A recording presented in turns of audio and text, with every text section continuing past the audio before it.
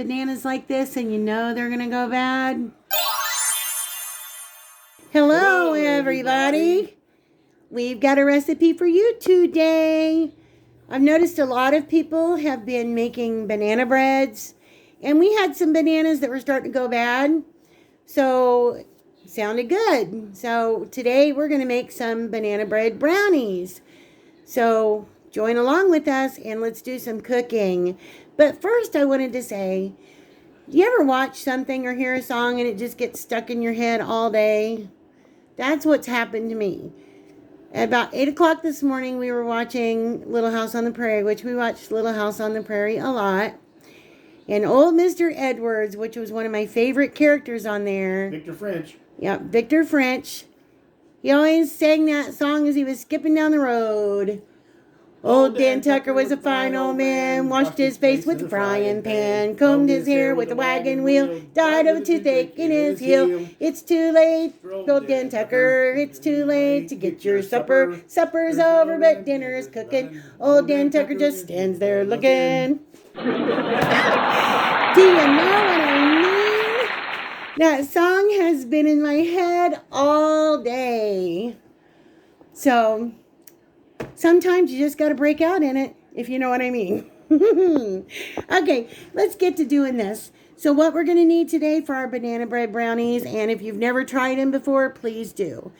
These have a frosting on the top that's called brown butter frosting, and it is just something that is so good, you'll dream about it in your sleep. So what we're going to need for these is we're going to need 1.5 cups of granulated sugar. We're going to need 1 cup of sour cream, 1/2 cup of butter softened, which I already have my stick of butter in my bowl because, yes, I'm infamous for not taking my butter out ahead of time. So I had to put it in the microwave for a minute. I also have, you're going to need 2 sticks actually because you're going to need 1 stick for the frosting when we make it. You're going to need 2 eggs, 1 3/4 cups of ripe bananas mashed. That's like about 3 or 4 average size bananas, but I've got a couple of big boys over here, so that's going to be plenty if you've got bigger bananas.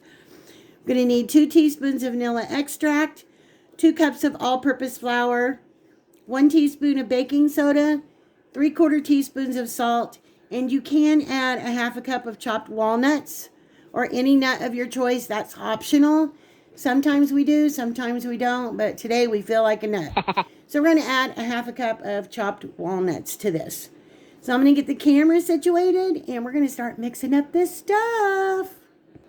Okay, and I'm back. And I also want to say you need a big cookie sheet, and I'm talking like your big boy. That would be your 15 by 10 size cookie sheet, your big one. Unless you want to cut the ingredients in half, which you can, and then you could use the smaller cookie sheet. So I've got my 1 stick of butter in here. And to this, we're going to add 1.5 cups sugar.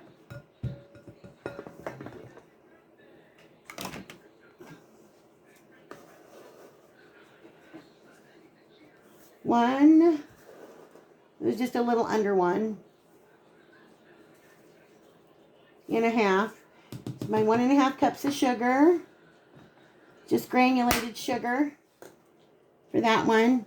And we will need powdered sugar, about 4 cups of powdered sugar that's going to go with the frosting. For the frosting, I'll just go ahead and tell you ahead of time, you're going to need a stick of butter, which I mentioned, 4 cups of powdered sugar, 1.5 teaspoons of vanilla extract, and about 3 tablespoons of milk. And we're going to be doing the butter portion of the frosting on top of the stove because that's where we want to slightly brown the butter up, which gives it a nice nutty flavor. It's just a very addictive flavor. Really, really good. Okay, so in here right now we have our butter and our 1.5 cup sugar, and I'm going to go ahead and start mixing this up, and I'm going to put you on pause so you don't have to listen to it. Okay, so we've got our butter and sugar all mixed together in here, and to this we're going to add 1 cup of sour cream. The sour cream is used as a stabilizer. It'll help keep it fresh because, oh, sorry, I bumped the camera. Because we are going to have bananas in it. So we want to use something that's going to help preserve those a little bit. So You won't taste the sour cream in them. You won't know it's there. It just adds moisture. Just makes them taste very good. And I still have that song in my head. Does that happen to you guys? I know I've heard a lot of people say that. They just get something stuck in their head and it just won't go away. That is me. So, okay. Sorry about the cling clang. All right, let's get our sour cream in here. All of it, every little bit. I love sour cream. I could eat it right off the spoon. A lot of people in my family, they don't care for it though. And Parmesan cheese either. I mean, they like Parmesan cheese more than they do sour cream, but my sister-in-law, she just cannot stand anything with Parmesan cheese in it. She says to her, Parmesan cheese smells like stinky feet. I'm like, yeah, to each their own. I guess so. I guess if you look at it a certain way, it would, but... All right, so we've got our sour cream in here. Now we're going to add 2 eggs. And get our eggs in there.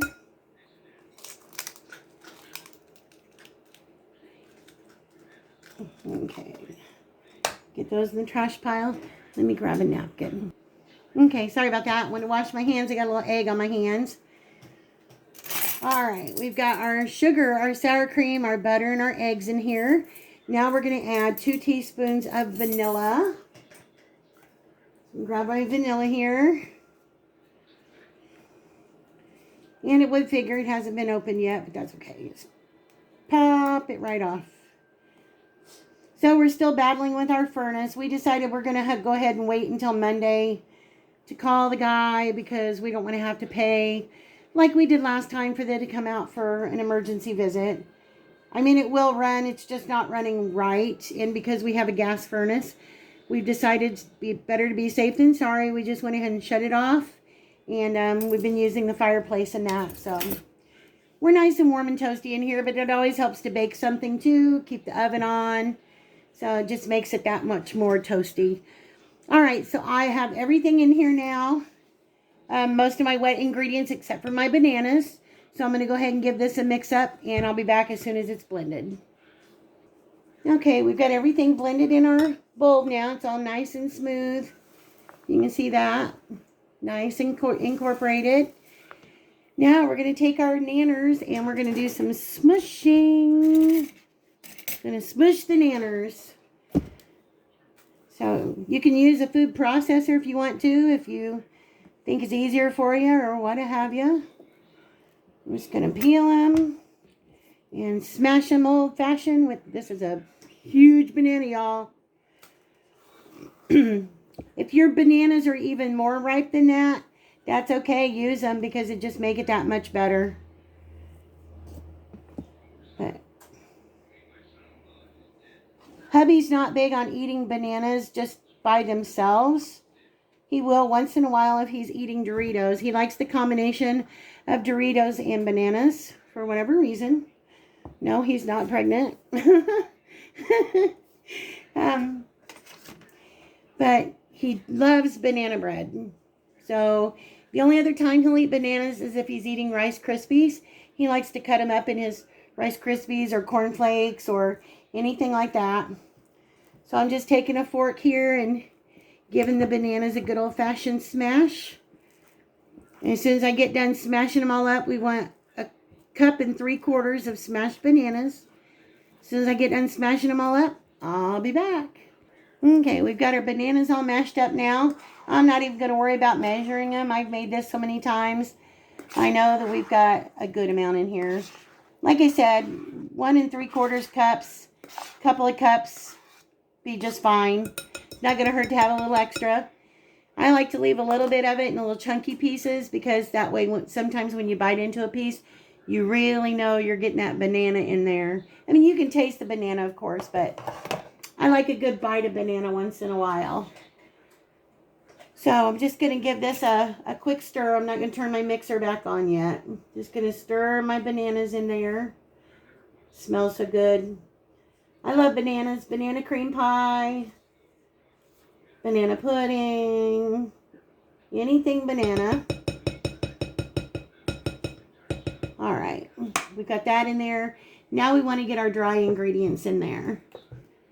So we're going to get some flour. We're going to need 2 cups of flour. Sorry about my arm. My arm always gets in the way. That's what happens when you're fat. Like me. Okay. 1 cup of flour in. 2 cups of flour in. In and all over the table. Because why? Because Penguin is infamous for getting flour everywhere. But isn't that what cooks always do? Don't you always make a mess in the kitchen? I always try to wash dishes and everything as I go along. But you still have a tendency to make a mess. Okay. Now we're going to put in about a teaspoon of baking soda. I don't know why I have the baking powder out. I don't need the baking powder, but it's just a force of habit, I guess. When I take one out, I take them both out. All right. There goes my baking soda in. And I forgot to grab my salt. I'll be right back. Okay, sorry about that. I always forget something. All right, and we need 3/4 teaspoon of salt. Salt just helps bring out the sweetness in the nanners. All right, that's all we need in here for our dry ingredients. We're going to give this a mix up. I'm going to take my little spatula and kind of get the flour mixed in here first, because you guys know me. Every time I turn the mixer on, especially with my KitchenAid, flour everywhere. I used to have a splatter shield, and I have no idea where it went to. It's around somewhere, I'm sure. Probably hiding from me, because it doesn't want to be in my care either. All right. So we're just going to give this a mix, and we'll be right back. I scrape the bowl down and just giving it one more little spin. All right. Got a nice thick batter going on. Trying to get as much goodness off the beaters as I can without making too much clinging and clanging. Okay. All right. I'm going to take these beaters off of here and get me a cutting board, and I'll be right back. You can see how thick and yummy that looks. Ah, it smells so good. All right. I'm going to set this off to the side, and we're going to get us some walnuts. I'm only going to do about 1/2 cup of chopped walnuts. If you want to do a little bit more than that, you can. Feel free. It's to your discretion. Whatever you'd like to use. Like I said, sometimes we don't put any in at all. You can put chocolate chips in this if you wanted to do some chocolate chips. Those are good. Butterscotch chips. Peanut butter chips. Peanut butter chips is another thing that I've put in these before. Just because I'm a peanut butter and banana fan. So, I haven't had a good peanut butter and banana sandwich in a really long time though, but it's definitely one of my go-tos, one of my favorites. My mom used to eat peanut butter and bologna. Ugh. How in the world she ever stomached that, I don't have any idea. And no, she wasn't pregnant, because I was the last one that came along, but she for whatever reason, she liked peanut butter and bologna sandwiches. So, I guess everybody's got that one thing that they just, I don't know, that they like, and other people just kind of make faces at it. I have a sister-in-law that puts sugar on cottage cheese, which I guess that's okay. I mean, I wouldn't put sugar on it, but I have put fruit in my cottage cheese before. Is there anything that you guys like that kind of grosses other people out? That's maybe not so appetizing to them, but tastes really great to you? Okay. Got our walnuts done now, so I'm going to bring my bowl back over here and Just going to dump all my walnuts in there. Okay. And we're going to give this a nice stir. See if you can see that batter. Nice and thick. It's got brownie consistency type batter. But that's why they call these banana bread brownies. They're a little bit more dense than just banana bread, but they're very moist, very flavorful. And the frosting that we're going to make for the top just puts them over the edge. Sometimes people just like to put cream cheese icing on the top, and that's okay too. But this brown butter icing is just something that if you haven't tried it, I would recommend it. All right, I'm going to get my pan sprayed up, and I'll be right back. Okay, kind of tidied up a little bit real quick. So I've got my big 15 by 10 by 1 cookie sheet here. This is the one that I usually use at Christmas time to make most of my cookies on, just because you can get a bigger batch on. Putting some butter spray on this. You can use butter if you want, or if you have Baker's Joy, you can put that on there. You don't have to flour it though. It's not necessary. We've got enough stuff in there that's going to help prevent it from sticking.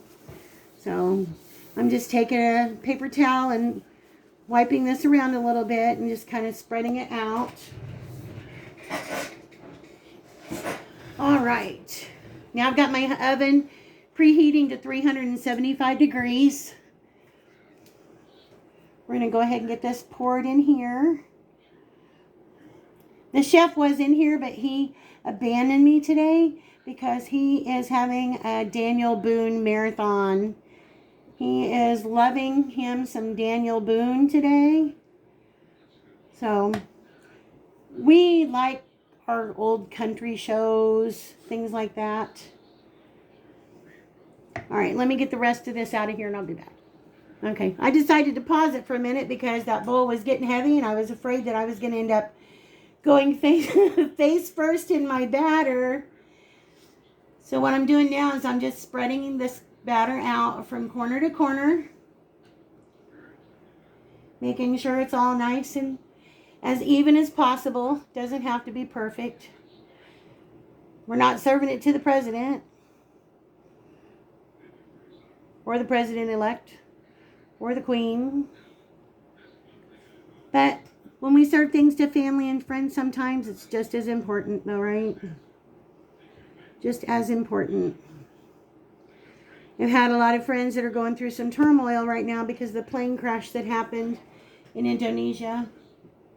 I spent a few months in Southeast Asia and I met a lot of wonderful people, and I wasn't watching the news. I didn't even know that it had happened, and I had a friend that had called in a cousin of hers, which I didn't know them personally, but his wife and daughter was on that plane that went down in the Java Sea. So, very sad. They actually also lost a family member back when Lion Air went down in the Java Sea a couple of years ago. So, that country's had to deal with a lot. So, my heart goes out to them, and thank you guys for the prayers that you've sent as well. Okay, so we've got this all spread out now. What I do is I'll take my pan, and I don't know what it's going to do to the camera, but I take it and I pound it a couple of times. That's just to get any bubbles out. So I'm going to take this now. I'm going to put it in my oven that's been preheating at 375. We're going to bake this for 20 to 25 minutes or until a toothpick or knife inserted in the center comes out clean. So I will show you when we get back and we'll start working on our frosting. Okay, there is our banana bread brownies right out of the oven. And while they're hot, we're going to go ahead and get started on the icing, because you want to make sure that you put that on top while the brownies are still warm. Makes it easier to spread. Let's get started on the frosting. Okay, we've got our saucepan on the stove now.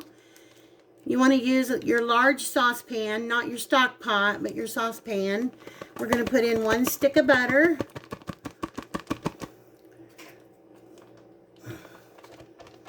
Get that all in there. All right, got our 1 stick of butter in, and we're just gonna let this melt. What we wanna do is we wanna let the butter melt all the way down, get it to a boil, and we wanna watch it closely. Once it gets to a delicate golden brown, that's when we're gonna take it off. And you'll be able to smell the difference, the change in the butter once it starts browning. That's what gives the frosting this unique flavor. It's absolutely delicious. So I'll be back as soon as we get it to that point so I can show you. Okay, we've got our butter and it's starting to boil now. It's all melted. So we're just going to keep stirring it until it starts getting that light, delicate golden color, which I will definitely show you when we get to that point. Okay, if you can see this now, our butter has turned to like a nice, delicate golden color. Took about 5 minutes on medium heat. You want to keep stirring constantly because you don't want your butter to burn. Now we're going to take it off the heat and we're going to add our other ingredients. Okay, so we've got our butter in here now. And to this, excuse my arm, we are going to add 4 cups of powdered sugar. We're going to add it right into our pan and we're going to mix it by hand. So 1, 2, 3, and 1 more. All right, there goes 4, and just a little for good measure. Never hurts, right? Okay. To this, we also want to add, which I'm not gonna measure it. I'm just gonna eyeball it this time. We want about 1.5 teaspoons of vanilla extract. So that's going in. And we're going to give this a mix.